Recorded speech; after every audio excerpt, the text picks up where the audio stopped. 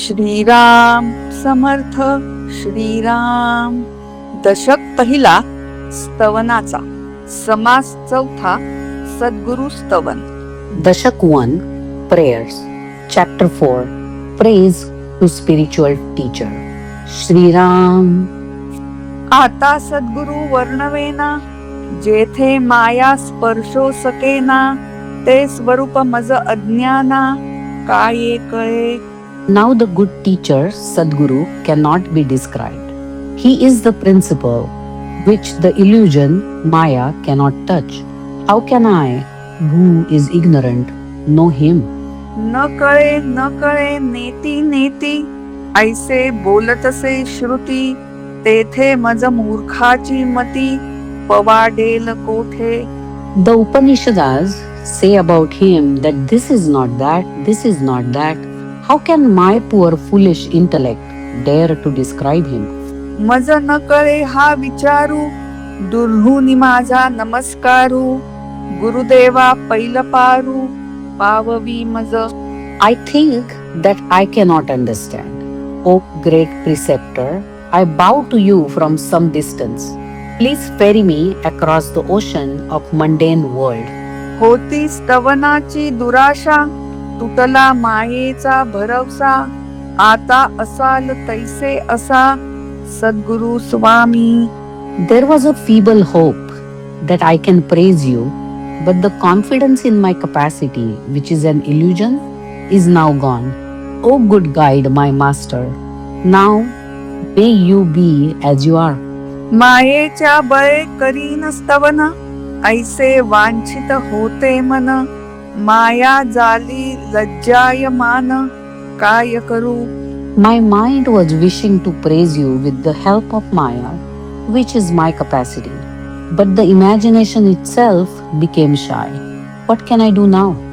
नातुडे मुख्य परमात्मा, म्हणून करावी लागे प्रतिमा, तैसा माया योगे महिमा, वर्णीन सद्गुरुचा.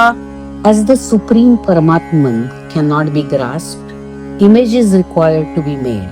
In the same manner, I'll describe the greatness of the Guru with the help of Maya. आपल्या भावा सारिखा मनी, देव आठवावा ध्यानी, तैसा सद्गुरु हा स्तवनी, स्तवू आता.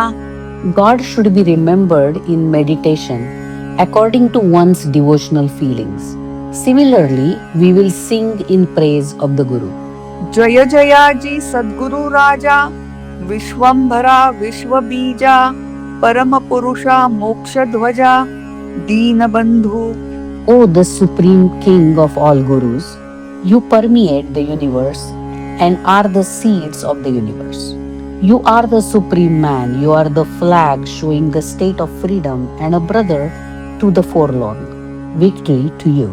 तुझी येन अभयंकरे, अनावर माया हे ओसरे, जैसे सूर्य प्रकाशे अंधारे, पळून जाये. By your hand, which gives us freedom from fear, this great illusion, though uncontrollable, fades away. It is like the darkness which is chased away by sunshine. Aditya अंधकार निवारे, परंतु मागुते ब्रह्मांड भरे, निसी जालिया नंतरे, पुन्हा Kalokhe. But there is difference here. By sunshine, the darkness is dispelled. But again the world is filled with darkness when the night comes.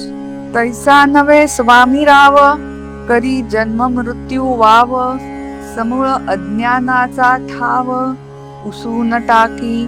The master is not like that. He makes birth and death worthless, wipes out the basic roots of ignorance once and for all.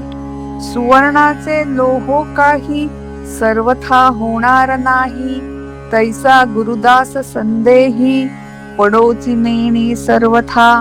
As gold can never become iron, so the servant of the Guru never knows how to fall in doubt. का सरिता गंगेसी मिळाली, मिळणी होता गंगा झाली, मग जरी वेगळी केली, तरी होणार नाही सर्वथा. Or when an ordinary river meets Ganges, it becomes Ganges in its totality. and it cannot be separated even if we try. परी ते सरिता मिळणी मागे, वाहाळ मानिजेत जगे, तैसा नव्हे शिष्य वेगे, स्वामीच होये.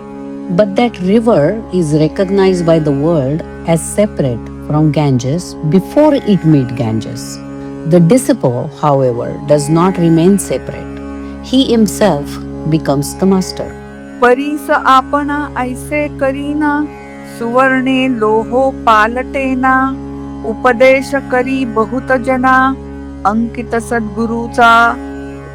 The magic stone is said to turn iron into gold, but it does not make it magic stone like itself. And iron is not transformed by gold. However, once the Guru blesses a disciple, the disciple of Guru can give the teachings to many people. शिष्यास गुरुत्व प्राप्त होये, सुवर्णे सुवर्ण करिता नये, म्हणूनी उपमा न साहे, सद्गुरुसी परिसाची. The disciple rises to the state of the master, but by gold, nothing can be turned into gold. Therefore, the simile of the magic stone is not apt for the Guru. उपमे द्यावा सागर, तरी तो अत्यंतची क्षार, अथवा म्हणो क्षीर सागर, तरी तो नासेल कल्पांती. If the simile of ocean is used for the Guru, ocean is salty. If we compare him with the ocean of milk, even then the latter goes into oblivion at the end of the great world period.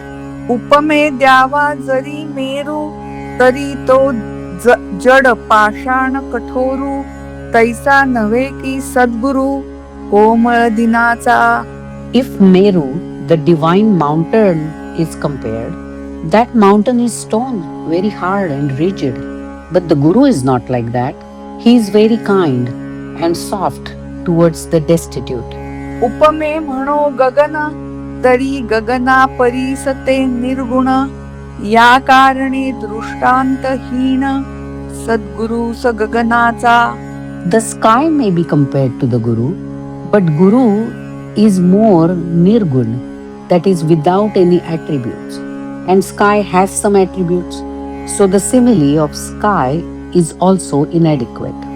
धीरपणे उपमू जगती, तरी हे ही खचेल कल्पांती, म्हणून धीरत्वास दृष्टांती, हीन वसुंधरा. If we compare the earth with the Guru, the earth is destined to end at the cessation of the great world period, and therefore simile of earth in regards to stability is not apt. आता उपमावा गभस्ती, तरी गभस्तीचा प्रकाश किती, शास्त्रे मर्यादा बोलती, सद्गुरु अमर्याद. Now if simile of sun is taken, the total light of sun is calculated by science, and Guru is limitless.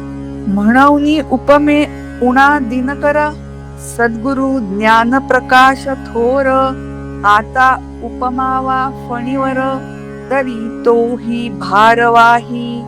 Therefore the sun is inadequate for simile, because the light of the wisdom of Guru is vast. If the great divine serpent is compared with Guru, that is also not right, because that serpent carries the burden of the earth on its head, and Guru removes the burden of ignorance. आता उपमे द्यावे जळ, तरी ते कालांतरी आटेल सकळ, सद्गुरु रूप ते निश्चळ, जाणार नाही. If we liken water to the Guru, it is going to be dried up in due time. The Sadguru is eternal. He will never be destroyed. सद्गुरुसी उपमावे अमृत, तरी अमर धरिती मृत्यूपंथ, सद्गुरु कृपा यथार्थ अमर करी. If we use the simile of nectar, even the gods who take nectar and are called deathless are however subject to end, while the blessings of Guru makes the disciple really deathless. सद्गुरुसी म्हणावे कल्पतरू, तरी हा कल्पनेतीत विचारू, कल्पवृक्षाचा अंगीकारू कोण करी. If we say that Sadguru is like the divine tree of wish, the Kalpataru, then also Guru is by definition beyond imagination. Then who will take that for a simile? चिंता मात्र नाही मनी कोण पुसे चिंतामणी. कामधेनूची दुघणी निक्कामासी न लगती. When by the grace of Sadguru all worry is removed, who will use Chintamani, the jewel which removes all worry, for simile? Kamadhenu is called a cow which fulfills the desires, but Guru himself is desireless. So the milk of Kamadhenu is not needed here. सद्गुरु म्हणो लक्ष्मीवंत तरी ते लक्ष्मी नाशिवंत. ज्याचे द्वारी असे तिष्ठत मोक्ष Lakshmi. We may say that Sadguru is very rich, but riches are temporary, and the great prosperity of liberation is standing at the door of Sadguru like a doormaid.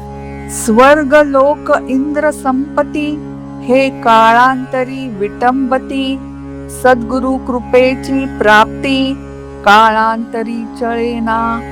The heavens, the Lord Indra, all come to an end, divested of their glory. But when the grace of Guru is bestowed, it is not disturbed by lapse of time. Harihar ब्रह्मादिक नाश पावती सकळिक. सर्वदा अविनाश एक सद्गुरु पद. The three gods, Hari, Hara, Brahma, and others, are all surely destructible, but Sadguru is indestructible. तयासी उपमा काय द्यावी. नाशिवंत सृष्टी आघवी. पंचभूतिक उठा ठेवी न चले तेथे. All the nature changes and dies, but in case of Sadguru, the discussion about 5 elements of nature has no place. म्हणून सद्गुरु वर्णवेना हे गे हेची माझी वर्णना. अंतरस्थितीची या खुणा अंतर्निष्ठ जाणीती. The Sadguru cannot therefore be described. This verily is my description of Sadguru. Only those who are devout about the inner reality will know the signs of the inner state. इति श्री दासबोधे गुरु शिष्य संवादे सद्गुरु स्तवन नाम समास चौथा Shriram. Thus, in the first dashak of Dasbodh, in the dialogue between the Guru and the disciple, this 4th chapter, by name Praise to Spiritual Teacher, is completed here. Shri Ram, Samartha Shri Ram.